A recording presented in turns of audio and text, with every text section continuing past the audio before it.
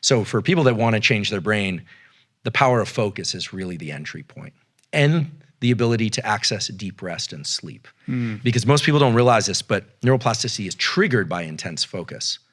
But neuroplasticity occurs during deep sleep and rest. And we can talk about how to optimize those different brain functions.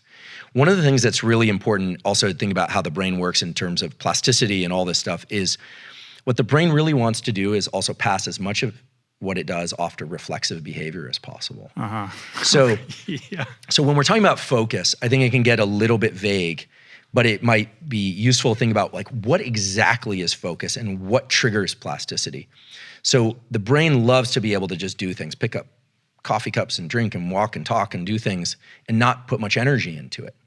When we decide to focus, what the brain really does is it switches on a set of circuits that involve the frontal cortex and nucleus basalis and some others, and it's trying to understand duration, how long something's gonna last, path, what's gonna happen, and outcome, what ultimately is gonna happen.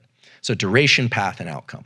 You know, the events of early 2020 are a good example of this. One of the reasons why it's so exhausting to be alive in 2020 is because we are now having to pay attention to duration, path, and outcome. How long is this thing gonna last? When are they gonna open up all businesses?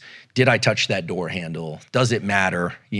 Who are the experts? Are there any experts? There are a lot of questions, whereas normally we can just move through life without having to do all that analysis.